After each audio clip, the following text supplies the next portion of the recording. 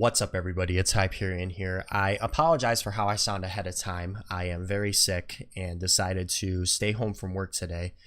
And I figured with the extra time on my hands, I would do a new My Twitch Journey breakdown video since it's been a while since I've really taken a deep dive into my stats. I did a video a few weeks ago announcing when I was partnered, and then another video a few weeks before that announcing when we were eligible, but it's been a while since I've really taken a deep dive into my stats here. So I thought that I'd do one of these videos while I had the time. And if you aren't familiar, My Twitch Journey is a documentary series of my growth on Twitch from start to finish. We started in June of 2017 from complete scratch, no prior following of any kind. And we were able to obtain partnership with Twitch in 10 months. And now we're averaging over 100 viewers a stream for the month of May. So if we talk a lot about the things that we've done on the channel here to be successful, my personal approach to live streaming and how to grow on Twitch. So if you find value in this video series, make sure you give it a thumbs up here on YouTube. Subscribe to our channel here for more content like this going forward. And you can also catch me on Twitch if you want to ask me questions in live, live on Twitch Monday through Friday, 7 to 10 p.m. Eastern time over there at twitch.tv/Hyperion. So before we take a deep dive here, you're going to see a black box here throughout the entire video, and this is censoring out my revenue stats on Twitch. The reason why I've done that is because it's actually against terms of service to share revenue stats on Twitch.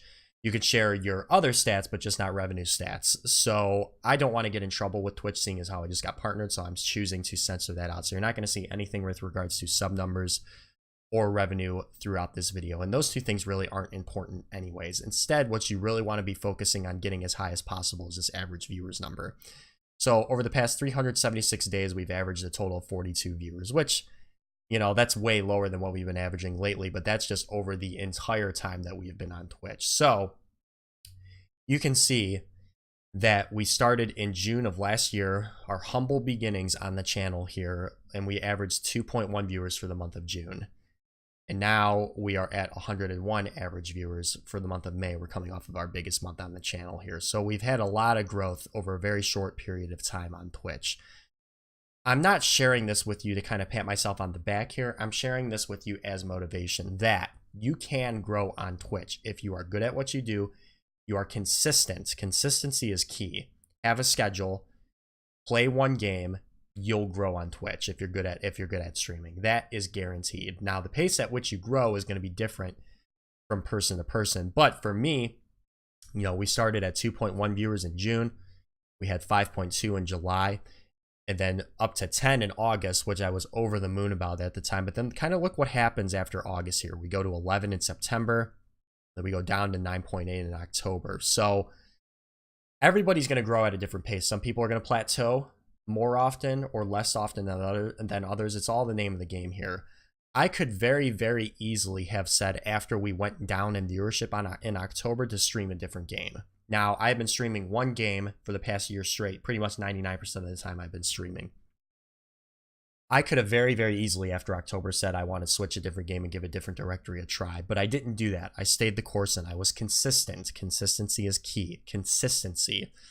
If I would have switched games after October, it would have been absolutely catastrophic for the channel's growth. We wouldn't have been able to jump back up to 18 viewers in November, and we wouldn't have jumped up to 34 in December, and then 47, and then 62, and then all the way up to 101 average viewers for the month of May. That would not have happened if I switched games. This is my warning to you guys. If you are plateauing, if you're experiencing some loss in growth for your channel, stay the course for a few months, give it some time, see how things play out. You might find that after a few months, you'll rebound in a big, big way. And I'll tell you what, this rebound from November to December here was the turning point for my channel. This is what really, really skyrocketed my growth, because after that, we have been increasing our viewers a lot every single month. But we're kind of seeing ourselves plateau a little bit here again from April. You know, we only had a 7 average viewer increase from April to May, but we're still averaging over 101 viewers a stream, and we're not done with the month of June yet, so we'll kind of ignore that for now. So stay the course, see how things play out, give it a few months, and if you don't rebound, then maybe decide to kind of switch into a different directory, give something else a try. But I think more often than not, if you find that you are consistent with one game and you're good at what you do, you're going to grow on Twitch. It's just a matter of how much you're going to grow varies from person to person.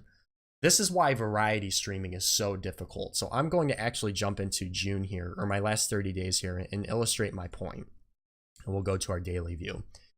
This is exactly why variety streaming is so difficult. If you notice looking at my past 30 days on Twitch here with regards to average viewers, you'll notice a few sharp dips here. You'll notice a sharp dip from here down to here. You'll notice another one from here to here. And you'll notice another one from here to here. Now, this is precisely why variety streaming is so important. So, the question I wanted to answer for myself when I started my channel, and this might be a question that you'd want to ask yourselves as well. What do you value more on Twitch? Do you value A, growing as much as possible, or do you value B, playing a game that you're not going to get bored of? Now, ideally, you would like a balance between those two things, but I found myself, when I asked myself this question when I got my channel started last June, that I value growth more than anything.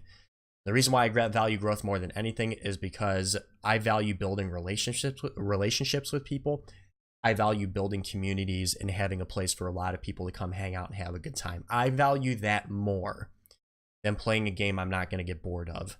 Now, you should play a game that you like, because I think that it's not a good idea for anybody to play a game that you hate just for the sake of growth, because your viewers are going to see through you very, very quickly if that's the case. But this is the reason why I've been able to stream the same game pretty much every day for the past year straight, is that I want to grow as much as possible on Twitch, and the best way to grow is to play one game consistently where you can build your community through.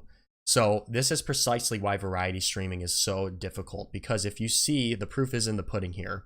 You know, I'm averaging 122, 127, sometimes 130 viewers throughout the week playing For Honor. And then look what happens as soon as I decide to play Dark Souls. I go down to 36 viewers on Sunday, even lower to 25 viewers on Monday, right? If you switch games, you are going to lose viewers. That is just a fact of life on Twitch. I'm going to use Ninja as an example here. Ninja is the biggest streamer in the entire world. He has 7 million followers. He averages over 120,000 viewers playing Fortnite. I saw Ninja playing Realm Royale the other day, and he went from 120,000 the day before playing Fortnite to 80,000 in Realm Royale. Now, 80,000 is an amazing number. I mean, we would all love 80,000 viewers, right? That would be absolutely crazy awesome. But that's not the point. The point is, he's known for Fortnite. People watching Ninja, more often than not, want to watch Ninja for Fortnite. If he switches to a different game, he's going to lose viewers. That's just the fact of life here on Twitch. Likewise, for my stats, my community is used to seeing me stream For Honor. As soon as I switch to Dark Souls, I lose about 2/3 of my viewers. And that happens, that accounts for every single sharp dip in viewership here for my past 30 days. I had my highest viewer, we hit our highest viewers ever on the channel Thursday, May 31st with 137 average viewers. I decided to play Dark Souls the following day. Went down to 35. Back up to 117 for For Honor. Likewise with Thursday, the 7th. 114 average viewers on Thursday, June 7th. Decided Friday I wanted to play Dark Souls. 28 average viewers. Variety is very difficult to grow in. If you are wanting to stream variety from the start, I would caution you with a couple points. It's not impossible to grow in variety. I know a lot of really, really good variety streamers, but almost certainly 100% you are going to grow at a slower pace than somebody who decides to play the same game for a year. That is a fact on Twitch. So caution, I use caution when wanting to play variety, and that goes back to that philosophical question of, do you value growth or do you value playing a game that you're not going to get bored of? Which one of those things do you value more is going to help you decide what kind of streamer you want to be. So now I want to talk about follower numbers, and I'm actually going to go back to my overall my overall time I've been streaming on Twitch. I didn't start streaming on June 1st, but this will get me the month of June. If we go to our month view here now, followers, there are certain metrics that you want to, there are certain metrics that are of value to focus on when you're growing on Twitch. Some of those metrics are not worth focusing on. For instance, you should not really concern yourself too much with followers. And this is the reason why. The ratio of viewers to followers is very, very small. I have, for example, 3,600 followers. My biggest month streaming viewer-wise is 101 average viewers. So 101 average viewers out of 3,600 followers. It's a very, very small ratio. Again, let's use Ninja as an example. Biggest streamer in the entire world, over 7 million followers on Twitch. I think he might even be at 8 million, honestly, but it really doesn't matter at this point anymore. We'll say 7 million just for the sake of argument. Ninja has 7 million followers on Twitch, yet he averages only about 120,000 viewers when he plays Fortnite. Now, again, 120,000 viewers we would all be absolutely excited about, but that's not the point. The point is this. Out of his 7 million followers, 120,000 people are watching him. That ratio of viewers to followers is very, very small. That's why I never have really been focused on follower numbers since the start. Getting new followers is nice. You know, it's nice when somebody wants to follow your stream, but it means very little when you break down the numbers with regards to viewers at the end of the day. And this is true for every single viewer or every single streamer on the platform on Twitch. Summit has a couple hundred followers, yet I see him around 10,000 to 20,000 viewers. Likewise with Dr. Disrespect.